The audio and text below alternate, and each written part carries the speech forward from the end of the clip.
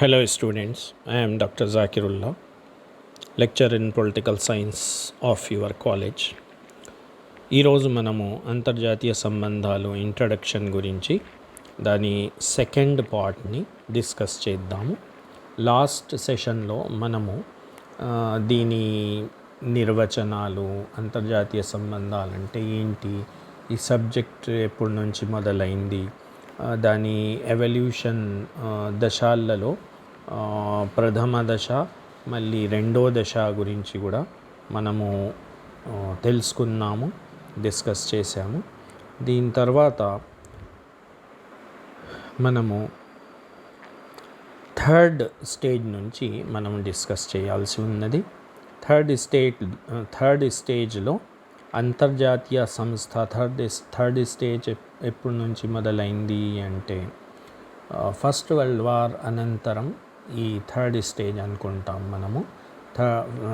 ఈ third stage first world war అనంతరం, first world war ముగిసిన తర్వాత నుంచి సెకండ్ వరల్డ్ వార్ మొదలైనంత వరకు మనము థర్డ్ స్టేజ్ అనుకుంటాం అంతర్జాతీయ సంబంధాల ఎవల్యూషన్లో.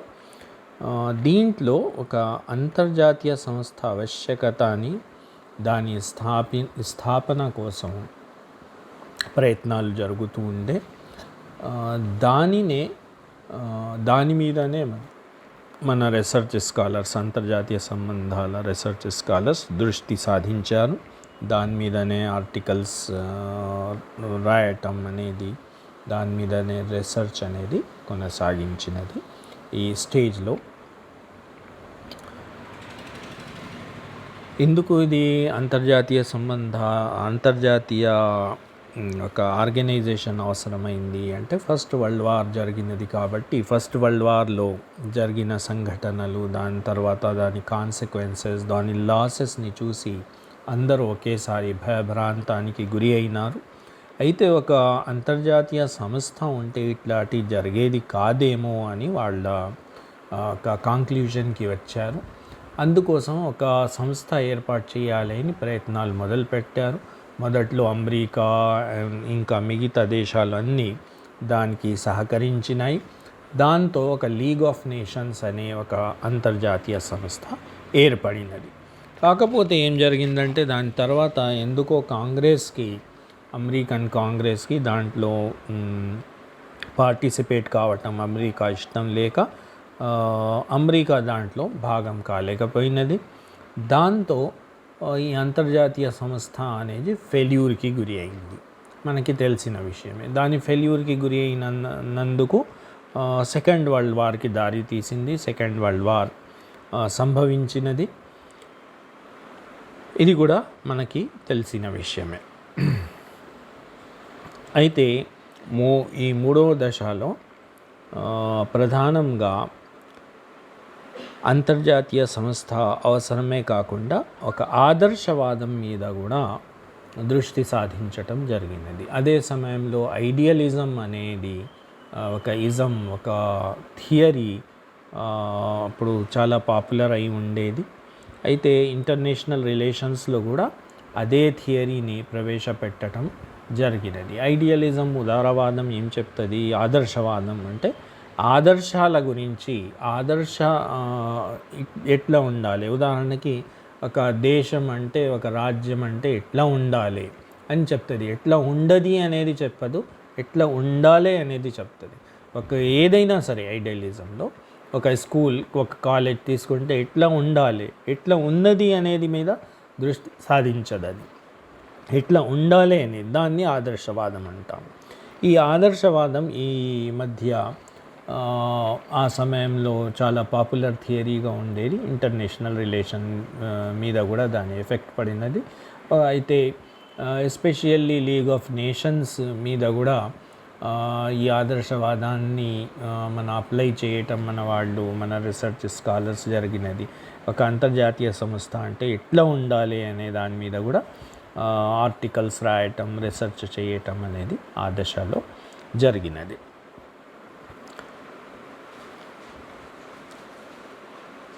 ఆ దశలో తర్వాత సెకండ్ వరల్డ్ వార్ ముగిసిన తర్వాత నుంచి 1960 వరకు 4వ దశ అనుకుంటాము. 4వ దశలో ఒకేసారి దాని మీద రియాక్షన్ అయింది. దేని మీద? ఆదర్శవాదం మీద రియాక్షన్ అయ్యి రియలిజం అనేది మొదలైంది. రియలిజం అంటే ఏంటి? రియలిజం అంటే ఎట్లా ఉన్నది అనే దాని మీద రీసెర్చ్ చేయాలి, దాన్ని మనము రాయాలి, దాని గురించి మనము ప్రస్తావించాలి. ఎట్లా ఉండాలి అనేది సమస్య కాదు, ఎట్లా ఉన్నది అనేది సమస్య అన్నట్లాగా ఈ రియలిజం ప్రస్తావిస్తుంది. ఈ అగెనిస్ట్గా ఆదర్శవాదం మీద ఒక రియాక్షన్గా రియలిజం మొదలైంది. మన అంతర్జాతీయ సంబంధాల సబ్జెక్టులు కూడా ఈ రియలిజం అప్రోచ్ని అప్లై చేయటం జరిగినది. అన్ని విషయాల్ని ఇప్పుడు ఎట్లా ఉన్నది అనే దాని మీద పరిశోధనలు చేయటం జరిగినది. ఉదాహరణకి సెకండ్ వరల్డ్ వార్ తర్వాత పరిస్థితి ఏమున్నది, వేరే వేరే దేశాల మీద అధ్యయనం చేయటం జరిగింది. జర్మనీ పరిస్థితి ఏంటి, ఇటలీ పరిస్థితి ఏంటి, బ్రిటన్ విక్టోరియస్ నేషన్ ఎవరు యుద్ధంలో గెలిచారో వాళ్ళ పరిస్థితి, యాక్చువల్ పరిస్థితి ఏంటి, ఫ్రాన్స్ పరిస్థితి ఏంటి అనేది దీని మీద. దాని తర్వాత మళ్ళీ ఈ సెకండ్ వరల్డ్ వార్ ఎందుకు అయింది, దానికి దారి తీసే సంఘటనలు ఏమున్నాయి, దాని మీద కూడా దృష్టి పెట్టడం జరిగినది. లీగ్ ఆఫ్ నేషన్ వైఫల్యానికి కారణాలు ఏంటి? లీగ్ ఆఫ్ నేషన్స్ అంత పెద్ద ఆర్గనైజేషన్ ఏర్పాటు చేశాము, పోనీ అమెరికా లేకుండే దాంట్లో ఇంకా బ్రిటన్ అట్లాంటి 1-2 పెద్ద దేశాలు, అగ్ర దేశాలు లేకుండే, కానీ మిగతా దేశాలు అయితే చాలా వరకు ఉండే కదా. అయితే కూడా మళ్ళీ దీనికి విప్లవానికి కారణాలు ఏంటి, ఎందుకు ఈ సంస్థ విప్లవం చెందినది, ఎందుకు మళ్ళీ సెకండ్ వరల్డ్ వార్కి దారి తీసినది అనేది దాని మీద దృష్టి సాధించటం జరిగినది. ఈ దశలో చాలా విదేశాంగ విధాన ప్రయత్నాలు ఏమున్నాయి దాని మీద కూడా దృష్టి సాధించటం జరిగినది.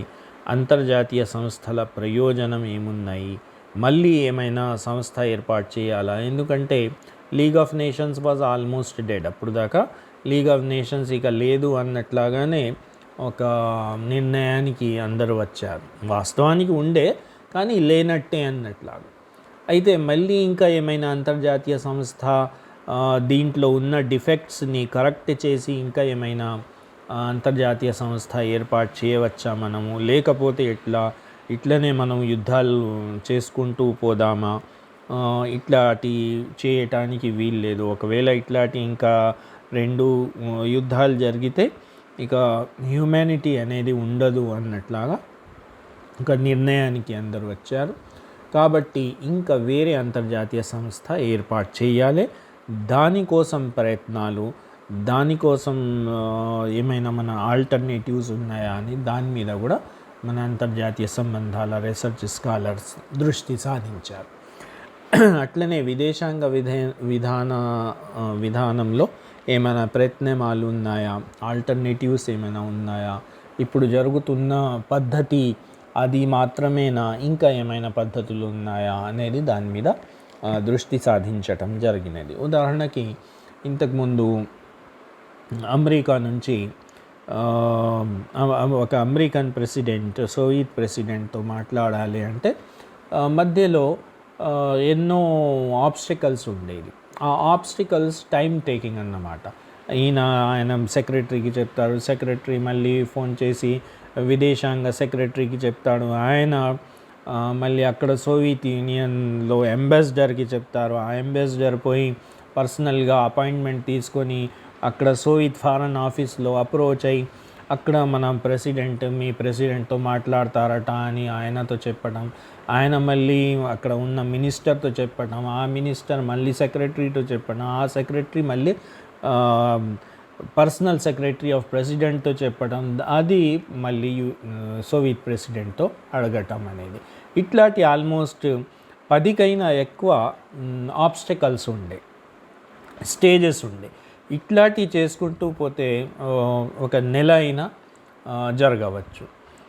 ఇట్లాంటి 1 నెలలో ఒకవేళ ఏమైనా మిస్అండర్స్టాండింగ్స్ డెవలప్ అయితే మళ్ళీ మూడో ప్రపంచ యుద్ధానికి దారి తీయటానికి వీలు ఉంటుంది.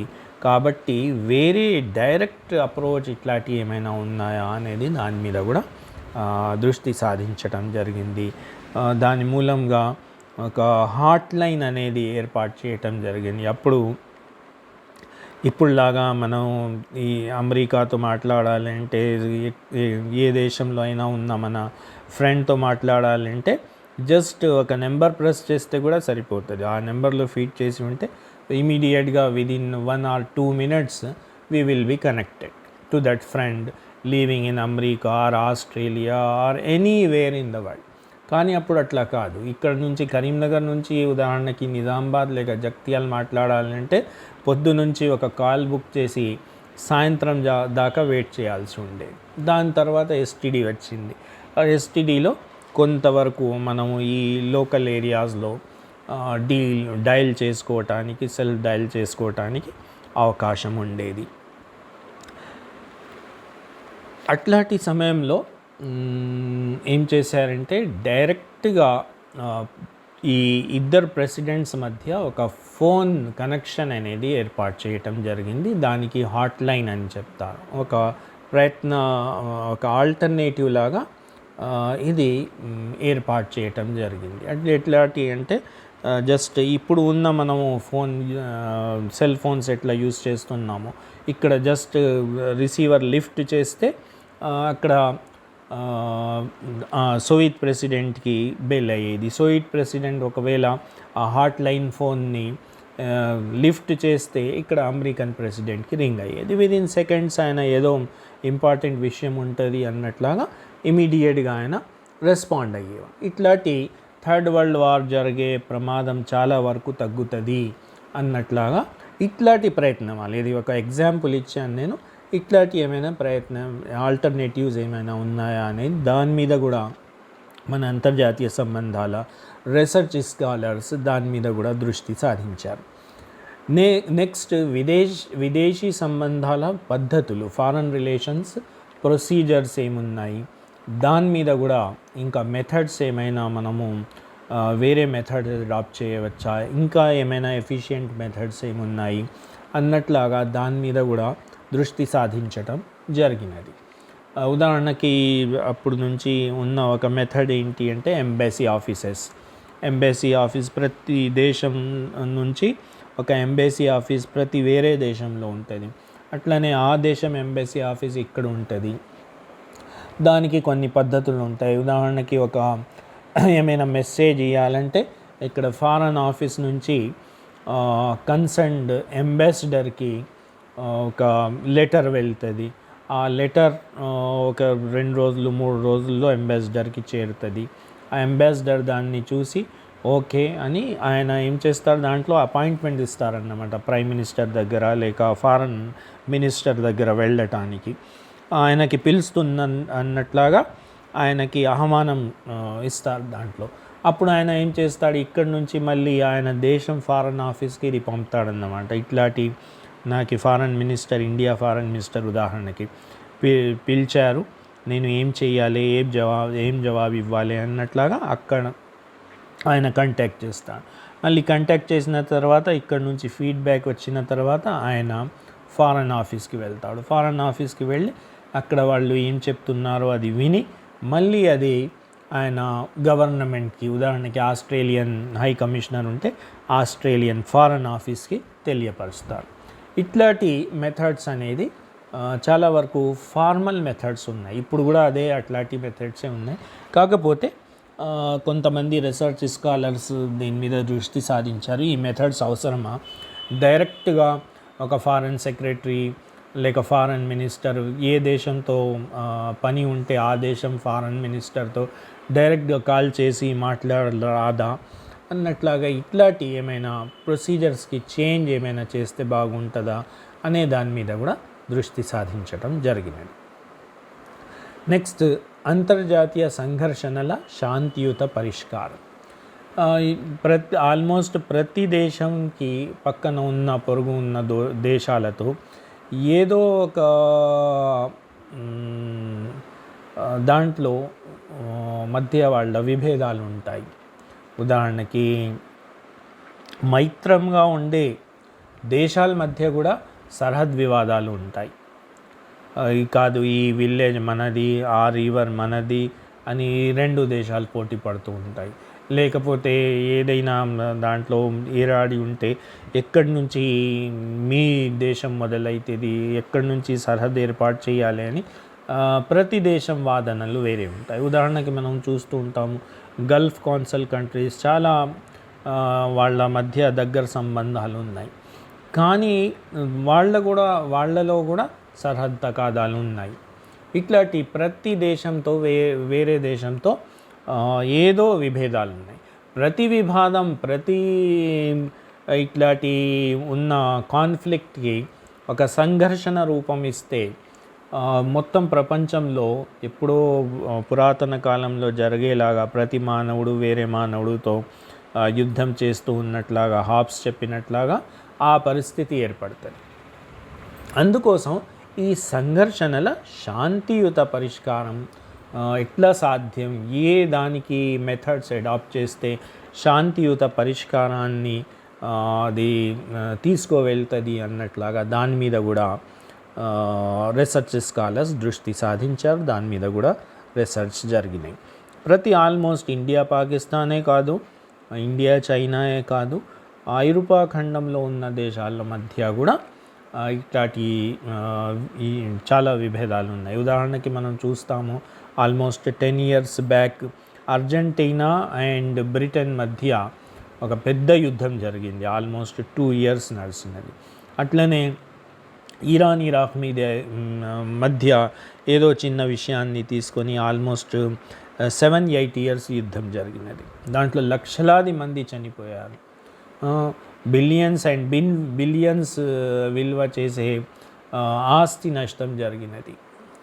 ఇట్లాంటి సంఘర్షణల్ని ఆపటానికి మార్గాలు ఏంటి అనేది దాని మీద కూడా దృష్టి సాధించి దాని మీద రీసెర్చ్ పరిశోధనలు అంతర్జాతీయ సంబంధంలో చేశారు.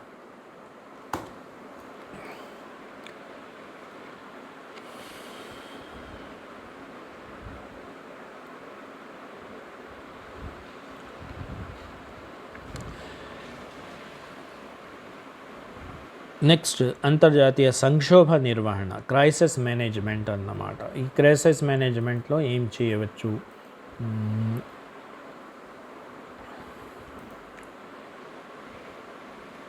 క్రైసిస్ మేనేజ్మెంట్ ఇంటర్నేషనల్ రిలేషన్ అంటే రెండు దేశాలు లేక ఎక్కువ దేశాలు ఏదైనా సంక్షోభంలో పడి ఉంటే దాన్ని ఎట్లా పరిష్కరించాలి, దాన్ని ఎట్లా నిర్వహించాలి అన్నట్లాగా. ఒకే దేశం ఉంటే ఉదాహరణకి ఏదో ఫ్లడ్స్ వచ్చినాయి అనుకోండి, ఆ ఫ్లడ్స్లో ఒకే దేశంలో అయితే ఆర్మీ వచ్చేస్తుంది, ఆ ఆర్మీ వాళ్ళని బయట తీయటం అది ఇది జరుగుతూ ఉంటుంది.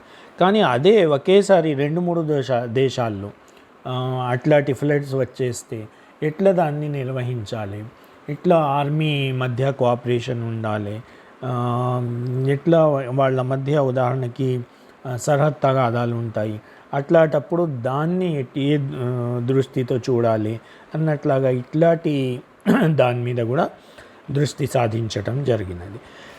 నెక్స్ట్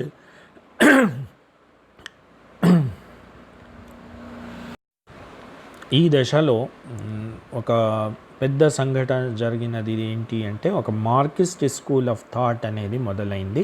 ఈ మార్క్సిస్ట్ స్కూల్ ఆఫ్ థాట్ ఎందుకు ఒక పెద్ద సంఘటన అంటే దీని మూలంగా తర్వాత ఒక 10 సంవత్సరాల్లోనే ప్రపంచం అనేది ఒక 2 బ్లాక్స్ లాగా చీలిపోయినది. కాబట్టి అది ఆల్మోస్ట్ 1980s దాకా అట్లనే చీలి 2 పోలార్ వరల్డ్ని దారి తీసింది. కాబట్టి ఇది ఒక పెద్ద సంఘటన అని చెప్పవచ్చు. ఇదే మధ్యకాలంలో ఈ మార్క్సిస్ట్ స్కూల్ ఆఫ్ థాట్ కూడా చాలా పాపులర్ అయినది.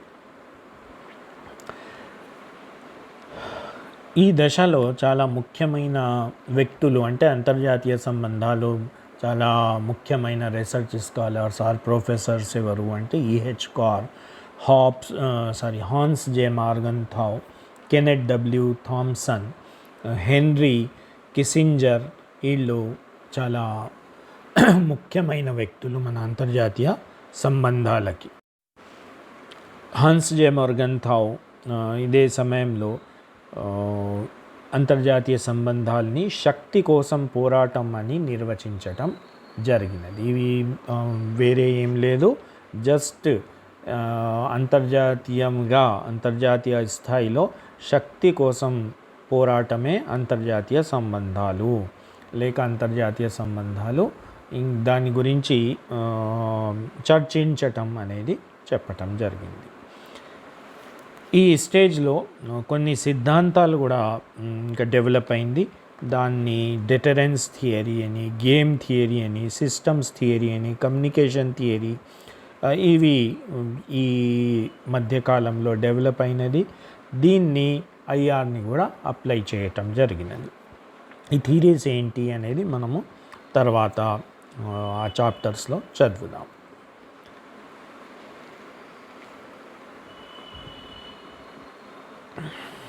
నెక్స్ట్ 5వ దశకి వెళ్దాం మనము. ఇది 1960 నుంచి 1970 చివరి దాకా ఈ 5వ దశ అంటాం మనము. దీంట్లో ఏంటి అంటే ఇన్స్టిట్యూషనల్ నుంచి బిహేవియరల్ అప్రోచ్కి ఒక పారాడైమ్ షిఫ్ట్, అంటే ఒక పెద్ద షిఫ్ట్ జరిగినది ఆలోచన పద్ధతిలో. ఇన్స్టిట్యూషనల్ థియరీ అంటే ఏంటి అంటే ఇది ఇన్స్టిట్యూషన్స్ మీద దృష్టి సాధిస్తుంది.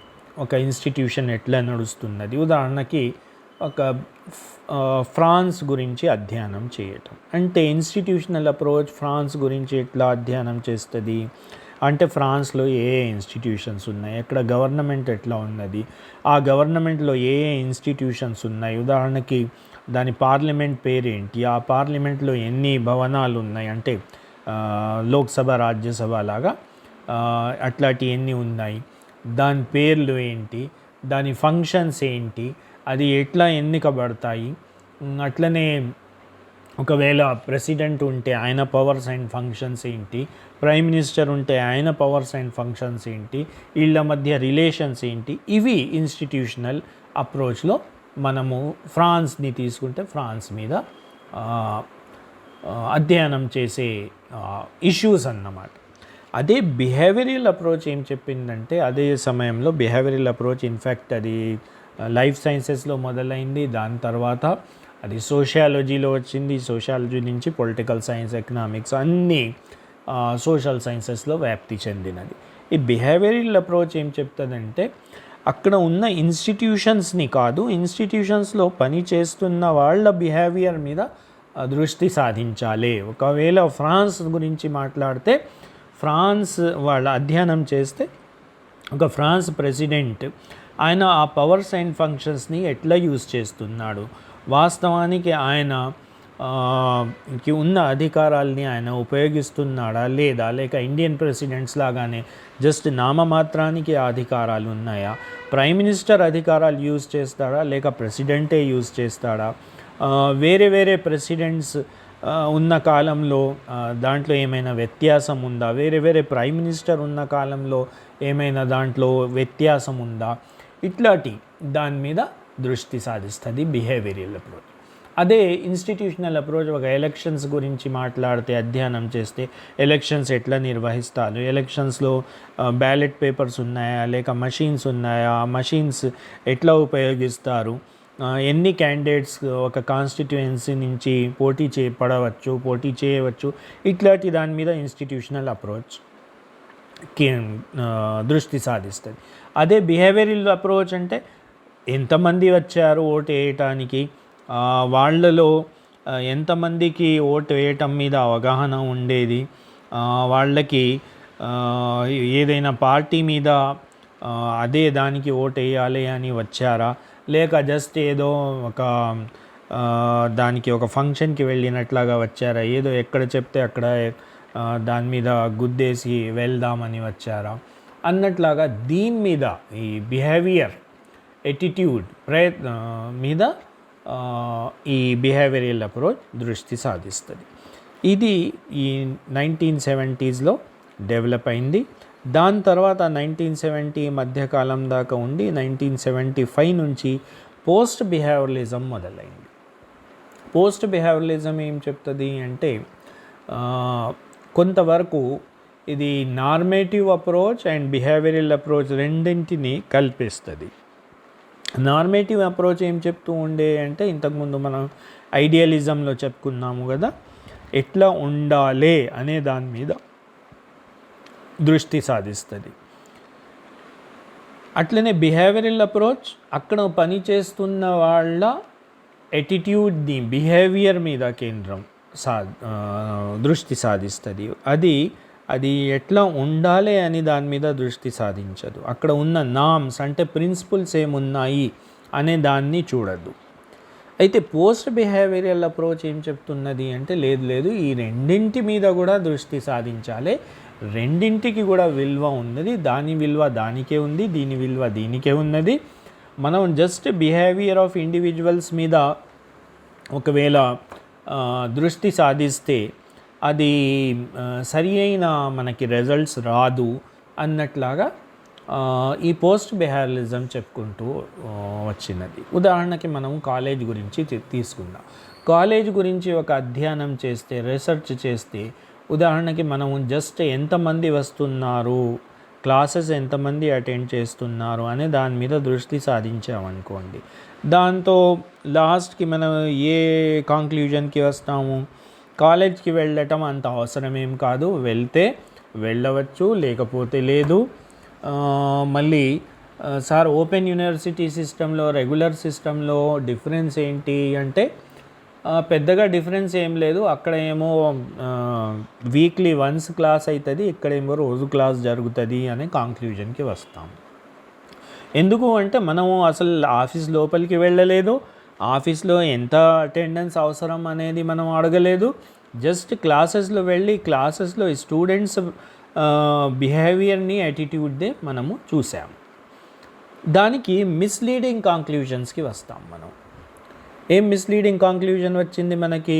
ఓపెన్ యూనివర్సిటీ సిస్టంలో కూడా రెగ్యులర్ సిస్టంలో కూడా ఏం డిఫరెన్స్ లేదు, జస్ట్ అక్కడ క్లాసెస్ వీక్లీ అవుతుంది, ఇక్కడ రెగ్యులర్ రోజు అవుతుంది అన్నట్లాగా మనం కంక్లూజన్కి వచ్చాం. అది తప్పు కంక్లూజన్. వాస్తవానికి అదేనా? లేదు. కానీ ఆ బిహేవియర్ని చూస్తే అట్లనే ఆ కంక్లూజనే వస్తుంది.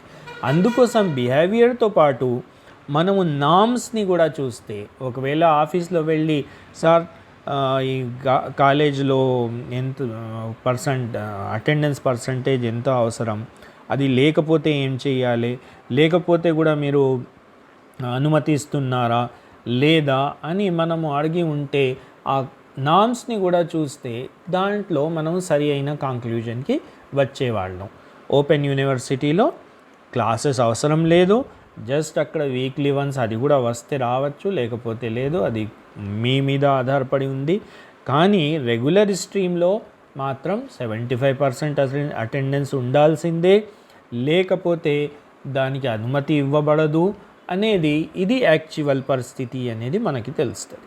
అంటే పోస్ట్ బిహేవియరలిజం వాళ్ళు ఇవి అన్నీ చూసి దీంట్లో వస్తున్న తప్పుల్ని, బిహేవియరలిజం పద్ధతిని పాటించి రీసెర్చ్ చేస్తే కంక్లూజన్స్లో వస్తున్న తప్పుల్ని గ్రహించి దాని రియాక్షన్ మూలంగా పోస్ట్ బిహేవియరలిజంని డెవలప్ చేశారు. ఈ పోస్ట్ బిహేవియరలిజం మన ఇంటర్నేషనల్ రిలేషన్స్లో కూడా అప్లై అయింది.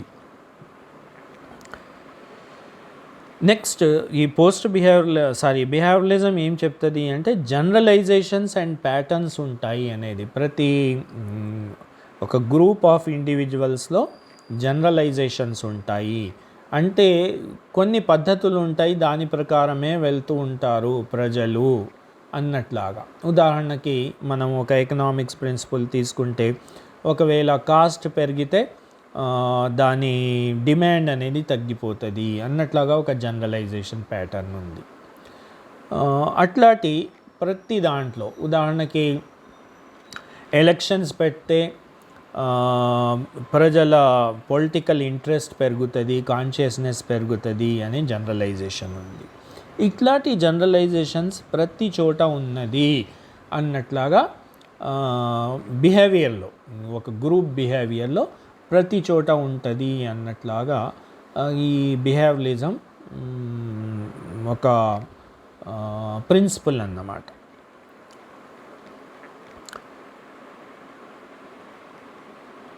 దీన్ని మన ఇంటర్నేషనల్ రిలేషన్స్లో కూడా అప్లై చేసుకుంటూ అంతర్జాతీయ స్థాయిలో కూడా దేశాల మధ్య జరిగే సంబంధాల్లో కూడా ఇట్లాంటి ఏమైనా జనరలైజ్ ప్యాటర్న్స్ ఉన్నాయా అనే దాన్ని కనుక్కోవటానికి అంతర్జాతీయ సంబంధాల రీసెర్చ్ స్కాలర్స్ ప్రయత్నించారు. నెక్స్ట్ ఈ దశలో మనకి తెలిసినది బహుళజాతి సంస్థలు. అంటే ఒకే ఒక సంస్థ ఇంటర్నేషనల్ స్థాయిలో ఉంటుంది. ఉదాహరణకి మైక్రోసాఫ్ట్ కార్పొరేషన్ ఉన్నది, మల్టీనేషనల్ కార్పొరేషన్స్ అంటారు దాన్ని. అది ఎక్కడో అమెరికాలో ఉంది, కానీ ప్రతి దేశంలో దాని ఎఫెక్ట్ ఉంది.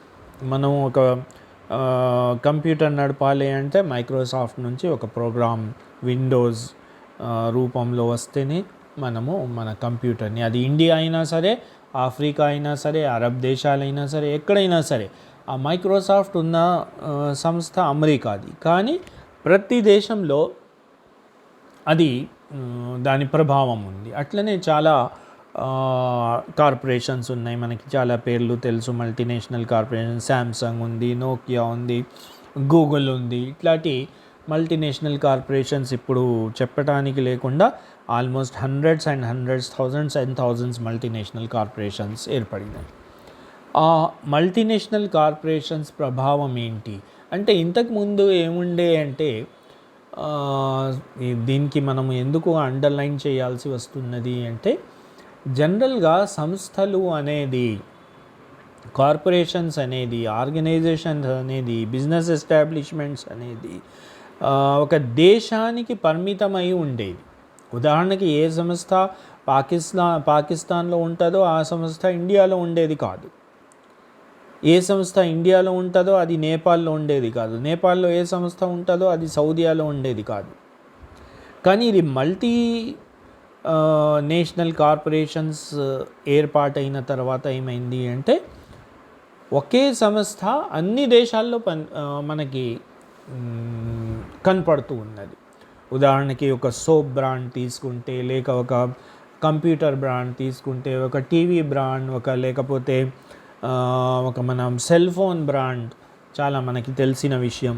సెల్ ఫోన్స్ మనం అమెరికా నుంచి తెప్పిస్తాము ఐఫోన్, లేక సౌదియా నుంచి శాంసంగ్ అక్కడ మంచిగా దొరుకుతుంది అని తెప్పిస్తాము.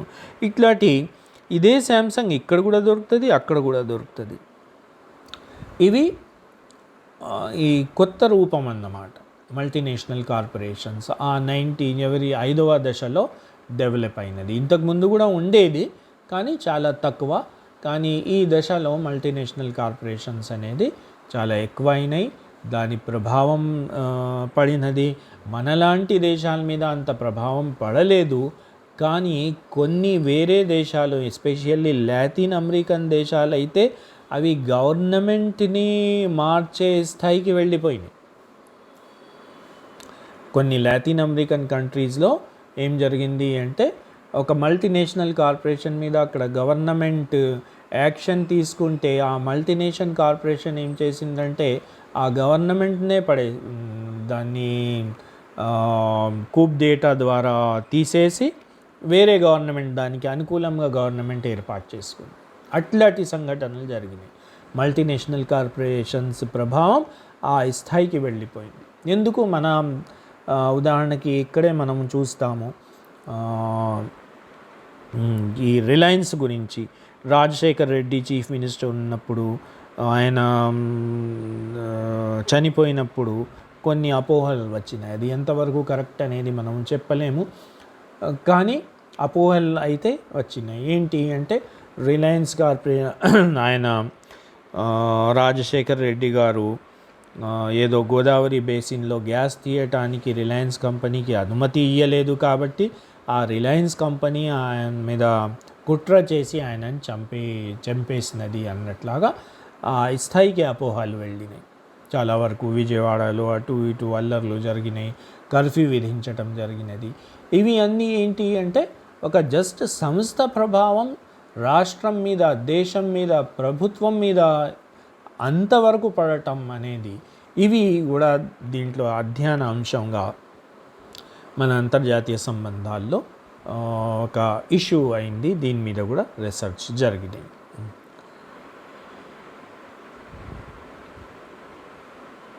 నెక్స్ట్ ఇంకోటి ఈ సమయంలో హైలైట్ అయిన ఇష్యూ ఏంటి అంటే non state actors. Non state actors అంటే ఏంటి? నాన్ స్టేట్ యాక్టర్స్ అంటే ఇంతకుముందు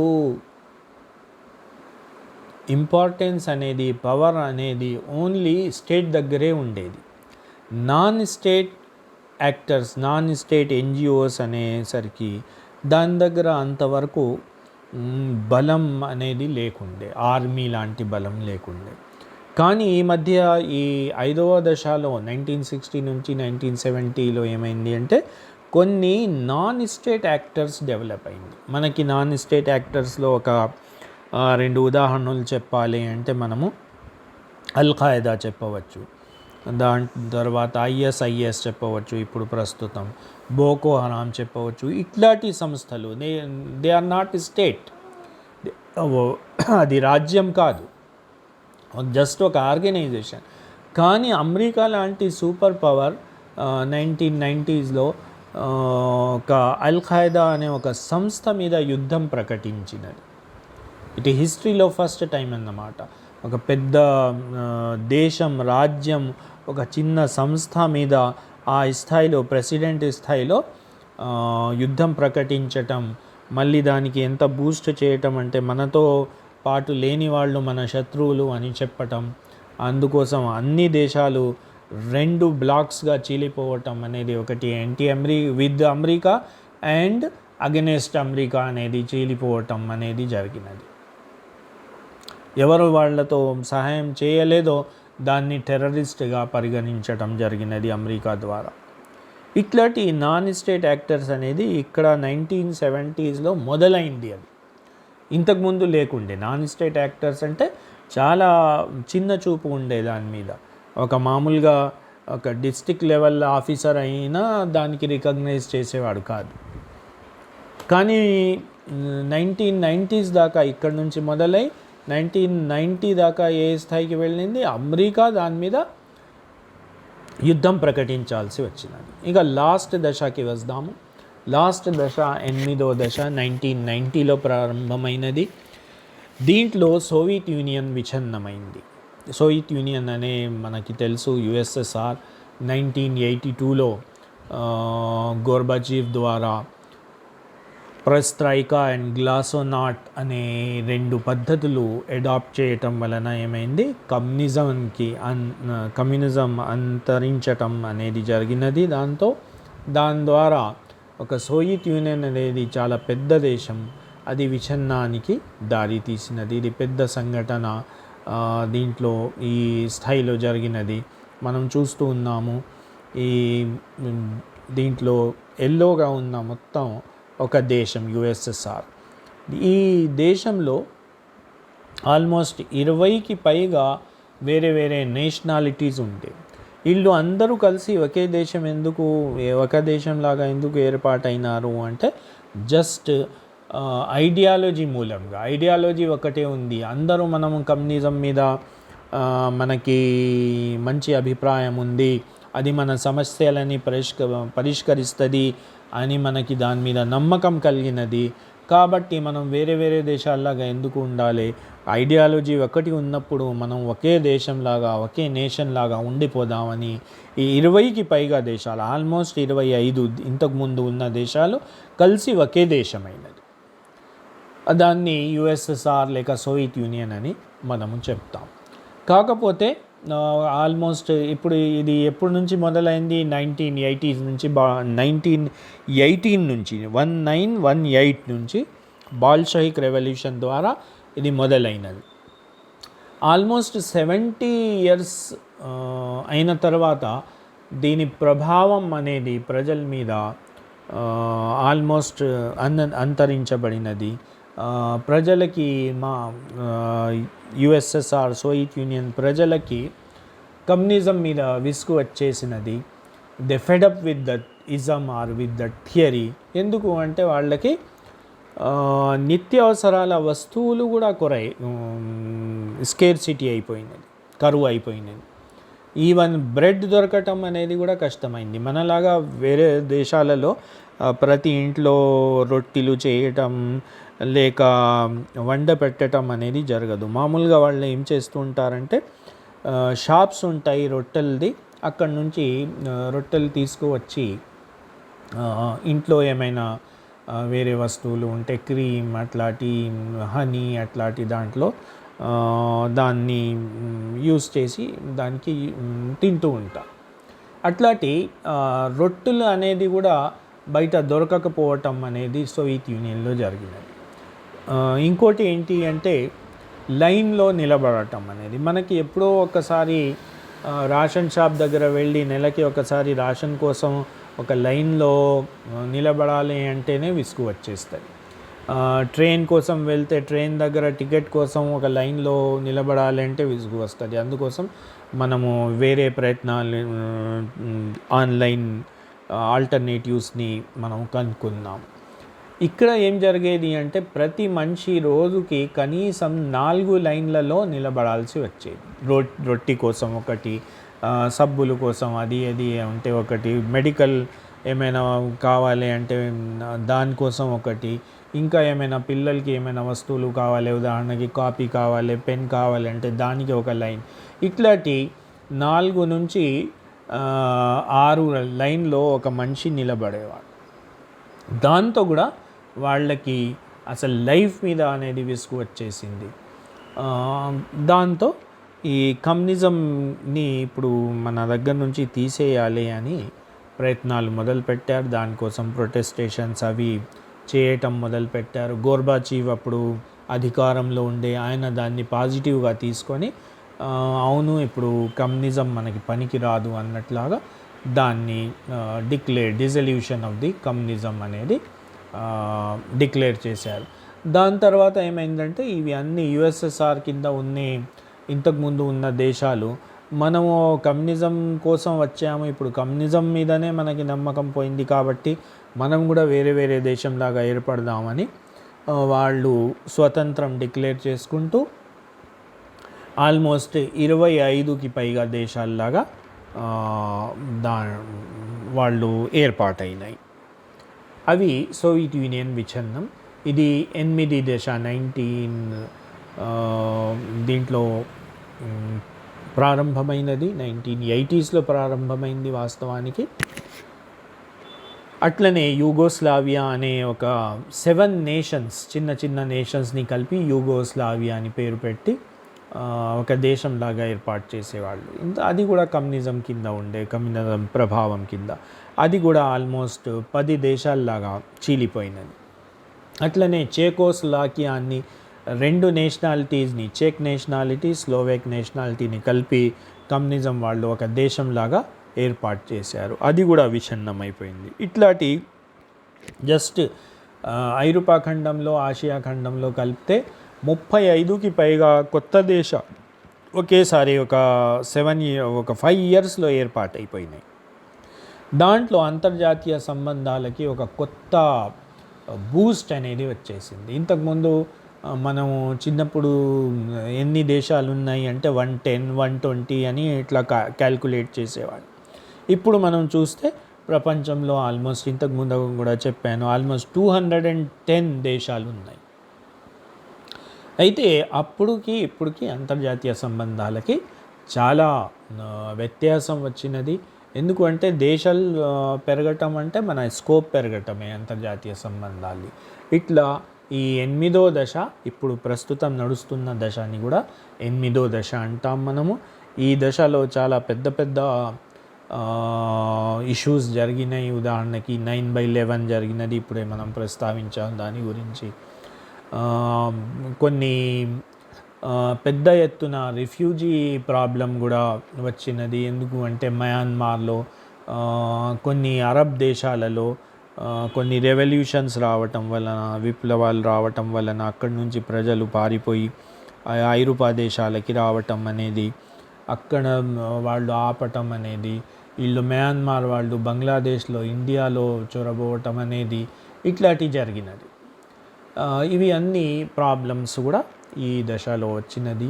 ఇవి అన్నీ కూడా మన అంతర్జాతీయ సంబంధాల భాగమే. ఉదాహరణకి రెఫ్యూజీ శరణార్థులు అంటాము కదా, ఆ శరణార్థుల ప్రాబ్లం కూడా అట్లనే ఆఫ్రికన్ దేశాలలో మరణహోమం జరిగింది. వాళ్ళు ఒక తెగ వాళ్ళు వేరే తెగ మీద యుద్ధం ప్రకటించి లక్షలాది మంది చనిపోవటం అనేది జరిగినది కొన్ని దేశాలలో.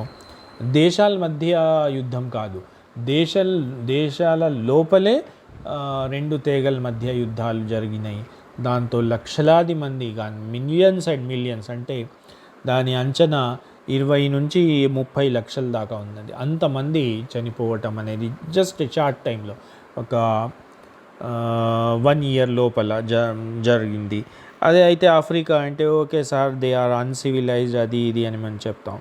కానీ అదే సమయంలో ఐరోపా ఖండంలో కూడా బోస్నియా హెర్జగోవినా కోసం బోస్నియన్ నేషన్ అండ్ సర్బియన్ నేషన్ మీద యుద్ధం జరిగి లక్షలాది మందిని ఒక స్టేట్ వాళ్ళ దగ్గర ఉన్న వేరే నేషనాలికి చెందిన వాళ్ళని ఒక పద్ధతి ప్రకారం చంపటం అనేది, ఇంకో స్టేట్ దాన్ని రియాక్షన్గా అక్కడ వాళ్ళ దగ్గర ఉన్న వేరే జాతిని చంపేయటం అనేది పద్ధతి ప్రకారం అనేది millions and millions of the people died during this period. అయితే ఇవి అన్నీ కూడా మన అంతర్జాతీయ సంబంధాల భాగమైనది. ఈ 8వ దశలో ఇప్పుడు ప్రస్తుతం కూడా నడుస్తున్నది 8వ దశనే. దీని తర్వాత మనము దీని స్కోప్, ఇంపార్టెన్స్ అవి అనేది అంతర్జాతీయ సంబంధాల్ని నెక్స్ట్ సెషన్లో మనము చూద్దాం.